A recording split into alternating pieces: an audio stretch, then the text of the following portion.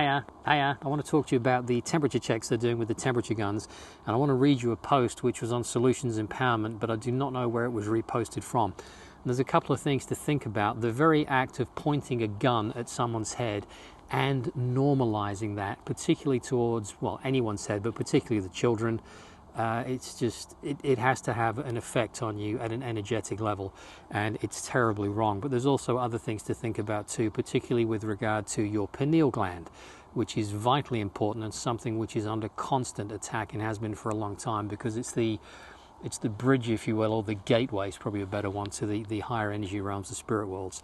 Anyway, let me read you this, and this is from an Australian nurse. I'm really worried. I've started implementing the new protocols in force. One of my new tasks is taking and recording each person's temperature. I aim for the center of their forehead with my thermometer-shaped gun. I pull the trigger, wait for the beep, and record the temperature.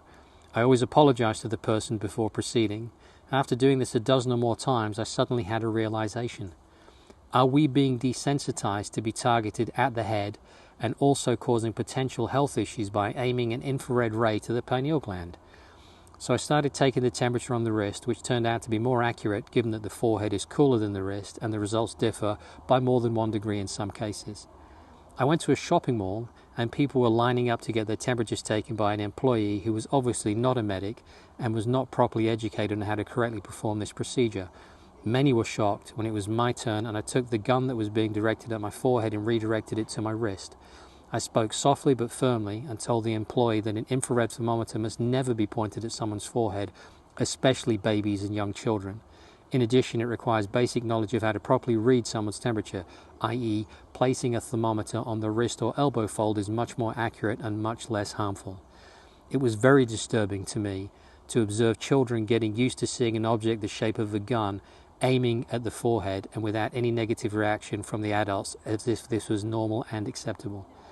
As a medical professional, I refused to directly target the pineal gland, which is located directly in the center of the forehead with an infrared ray.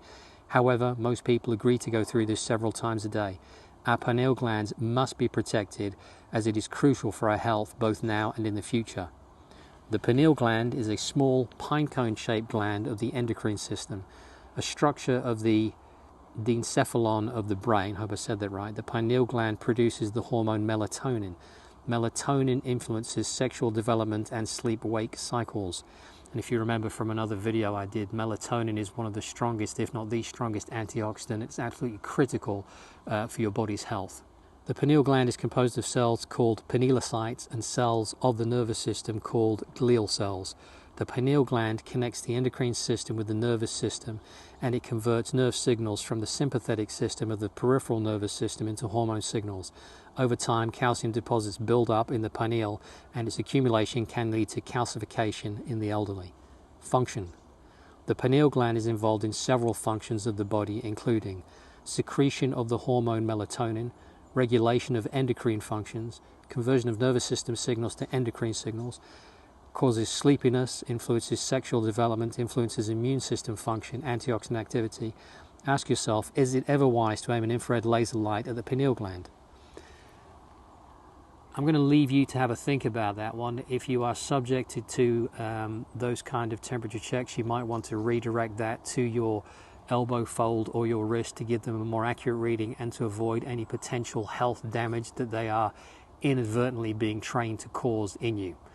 You guys are amazing. It's always a pleasure to talk to you, and I'll see you in the next episode. Take care. Bye-bye.